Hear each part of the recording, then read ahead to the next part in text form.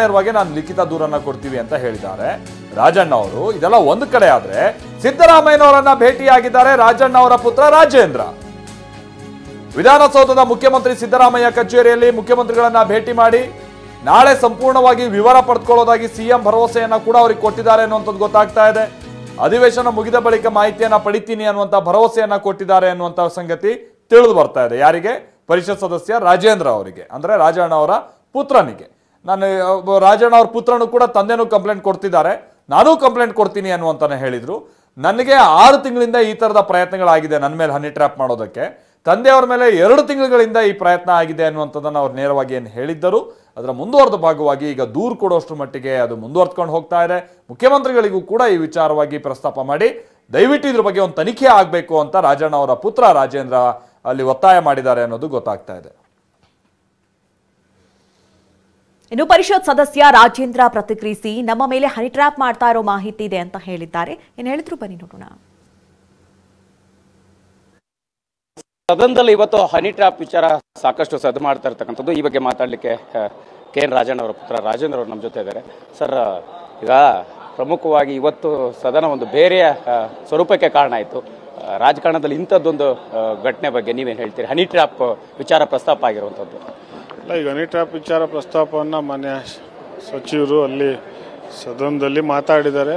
ಸದನದಲ್ಲಿ ಮಾತಾಡಿದ್ಮೇಲೆ ಗೃಹ ಸಚಿವರಿಗೂ ಇದ್ರ ಬಗ್ಗೆ ತನಿಖೆ ಆಗಬೇಕು ಅಂತ ಮಾತು ಹೇಳಿದ್ದಾರೆ. ಸೊ ನಾನು ಅದನ್ನು ತನಿಖೆ ಆಗಬೇಕು ಅಂತ ಆಗ್ರಹಪಡಿಸುವಂಥದ್ದು. ಯಾಕಂದರೆ ಬರೀ ಅವರೊಬ್ಬರ ಮೇಲೆ ಅಲ್ಲ, ನನ್ನ ಮೇಲೂ ಆಗ್ತಾ ಇದೆ. ಸೊ ಅದಾದಮೇಲೆ ಬೇರೆ ಯಾರ್ಯಾರ ಮೇಲೆ ವೈಯಕ್ತಿಕವಾಗಿ ಮಾಡ್ತಾರೋ ಅಥವಾ ಪರ್ಸ್ನಲಾಗಿ ಗ್ರಿಡ್ಜ್ ಇಟ್ಕೊಂಡು ಮಾಡ್ತಾರೋ ಗೊತ್ತಿಲ್ಲ. ಬಟ್ ಯಾರೇ ಮಾಡಲಿ, ಪಕ್ಷದವ್ರು ಮಾಡ್ತಾರೋ ಬೇರೆಯವ್ರು ಮಾಡ್ತಾರೋ ಮಾಹಿತಿ ಇಲ್ಲ. ಬಟ್ ಯಾರೇ ಮಾಡಿದ್ರು ಇದು ತಪ್ಪು. ಬಟ್ ನಾನು ರಾಜಣ್ಣವರು ಅಂತ ಹೇಳೋಕೆ ಹೋಗೋದಿಲ್ಲ. ಯಾರ ಮೇಲೆ ಮಾಡಿದ್ರು ತಪ್ಪು. ಸೊ ಅದರಿಂದ ಮಾಡಬಾರ್ದು. ಯಾರು ಮಾಡ್ತಾ ಇದ್ದಾರೆ ಅದನ್ನು ತನಿಖೆ ಮಾಡಲಿ ಅಂತ ಮಾತನ್ನು ಇವತ್ತು ಸಚಿವರು ಕೇಳಿರುವಂಥದ್ದು. ಈಗ ರಾಜಕಾರಣದಲ್ಲಿ ವರ್ಚಸ್ಸು ಕುಗ್ಗಿಸುವಂತಹ ವಿಚಾರಕ್ಕೋಸ್ಕರ ಈ ರೀತಿಯ ಘಟನಾವಳಿಗಳಾಗ್ತಾ ಇದೆಯಾ, ಹೇಗೆ ಅನ್ನುವಂಥದ್ದು ಸರ್? ಇಲ್ಲ, ಈಗ ರಾಜಣ್ಣವ್ರ ಬಗ್ಗೆ ಇಡೀ ರಾಜ್ಯಕ್ಕೆ ಗೊತ್ತು. ಅವರು ನೇರ ನುಡಿ ರಾಜಣ್ಣವರು, ಹಿಂದೆ ಮುಂದೆ ಏನೂ ಇಲ್ಲ ಅಂತ ಮಾತನ್ನು ಎಲ್ಲ ಪಕ್ಷದವರು ಹೇಳ್ತಾರೆ, ನಮ್ಮ ಪಕ್ಷದವರು ಮಾತಾಡ್ತಾರೆ.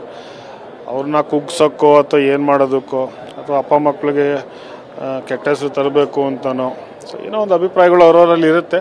ಸೊ ಅದು ಯಾವುದೇ ಇರಲಿ, ಆದರೆ ಈ ಥರ ಮಾಡೋವಂಥದ್ದು ತಪ್ಪದು. ಸೊ ಅದರಿಂದ ಇವತ್ತು ಏನು ಸದನದಲ್ಲಿ ಮಾನ್ಯ ಶಾಸಕರು ಕೇಳಿದರು ಸಚಿವರು, ಅದನ್ನು ಗೃಹ ಸಚಿವರು ತನಿಖೆ ಮಾಡ್ತೀನಿ ಅಂತ ಹೇಳಿದರೆ, ಅದಕ್ಕೆ ಈಗ ನಾನು ಅದನ್ನು ಮುಖ್ಯಮಂತ್ರಿ ಗಮನಕ್ಕೆ ತಂದಿದ್ದೀನಿ.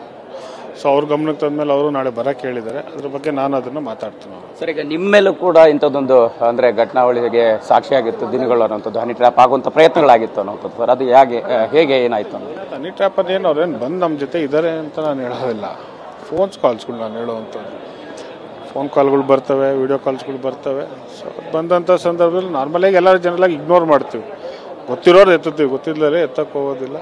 ಸೊ ಆ ರೀತಿ ಆಗ್ತಾ ಇದೆ ಅಂತ ಮಾತ್ರ ನಾನು ಹೇಳಿರುವಂಥದ್ದು. ಸರ್, ಇದು ಕಾಂಗ್ರೆಸ್ ಪಕ್ಷದಲ್ಲಿ ಇರ್ತಕ್ಕಂಥವರೇ ಮಾಡಿರುವಂಥದ್ದು, ಹೇಗೆ ಏನು ಅಂತ?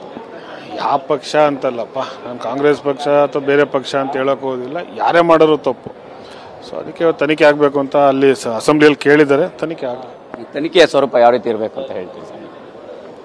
ಅಲ್ಲ, ಸ್ವರೂಪ ಅನ್ನೋದಕ್ಕಿಂತ ಇದನ್ನು ಸೀನಿಯರ್ ಯಾರು IPS ಅವ್ರನ್ನ ಮನೆ ಮುಖ್ಯಮಂತ್ರಿಗಳು ಗೃಹ ಸಚಿವರು ಮಾತಾಡ್ಕೊಂಡು ಹಾಕಿ ಇದಕ್ಕೆ ಸಂಬಂಧಪಟ್ಟ ಯಾರು, ಯಾಕಂದರೆ ಯಾರು ಇನ್ನೊಬ್ಬರು ಮಾತು ಒತ್ತಡಕ್ಕೆ ಮಣಿಬಾರ್ದು. ಇದು ಯಾರೇ ಮಾಡಿರಲಿ, ನನ್ನ ಬಗ್ಗೆ ಏನು ಮಾತಾಡಬಾರ್ದು ಅಂತ ವಿಚಾರಗಳು ಇರ್ತವೆ ಸಹಜವಾಗಿ ಇಂಥ ಮಾತುಗಳು ಬಂದಾಗ.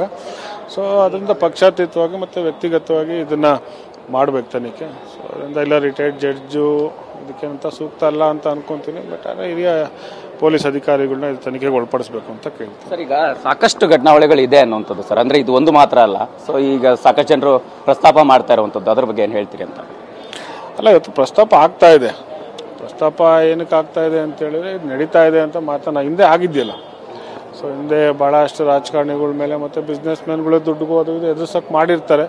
ಸೊ ಅದೇ ರೀತಿ ಇವತ್ತು ರಾಜಣ್ಣವ್ರ ಮೇಲೆ ಮತ್ತು ನನ್ನ ಮೇಲೆ ಆಗ್ತಾ ಇದೆ ಅಂತ ಮಾತನ್ನು ಇರುವಂಥದ್ದು. ಸೊ ಅದರಿಂದ ಯಾರಾದರೂ ಮಾಡಲಿ, ತನಿಖೆ ಆಗಲಿ ಅಂತ ಹೇಳುವಂಥ. ರಾಜ್ಯದ ನಾಯಕರುಗಳ ಮೇಲೆ ಮಾತ್ರ ಅಲ್ಲ, ಕೇಂದ್ರದ ಮುಖಂಡರುಗಳ ಮೇಲೆ ಕೂಡ ಇದೆ ಅನ್ನುವಂಥದ್ದು ವಿಚಾರ ಸರ್. ಪ್ರಸ್ತಾಪ ಮಾಡಿದಲ್ಲ, 48 ಜನದ ಮೇಲೆ ಆಗಿದೆ ಅಂತ ಮಾತನ್ನು ಇವತ್ತು ಸಚಿವರು ಹೇಳಿದ್ದಾರೆ. ಸೊ ಇಡೀ ರಾಷ್ಟ್ರದಲ್ಲಿ ಆಗಿರುವಂಥದ್ದು. ಸೊ ಅದಕ್ಕೆ ಎಲ್ಲೇ ಆಗಲಿ ತಪ್ಪಿದು. ನಾನು ಬರೀ ನಮ್ಮ ರಾಜ್ಯ, ನನ್ನ ಮೇಲೆ, ತಂದವ್ರ ಮೇಲೆ ಅಂತಲ್ಲ, ಯಾರ ಮೇಲೆ ಆದರೂ ತಪ್ಪು. ಸೊ ಅದಕ್ಕೆ ಇದು ಎಂಡ್ ಆಗಬೇಕಷ್ಟೇ. Thank you sir. ಇದಿಷ್ಟು KN ರಾಜಣ್ಣ ಅವರ ಪುತ್ರ ರಾಜೇಂದ್ರ ಅವರ ಮಾತಾಗಿರ್ತಕ್ಕಂಥದ್ದು. ಕ್ಯಾಮ್ರಾ ಪರ್ಸನ್ ರಾಜು ಜೊತೆ ಮಾಲ್ತೇಶ್ ಚೆಗ್ಗಿನ್, TV9 ಬೆಂಗಳೂರು.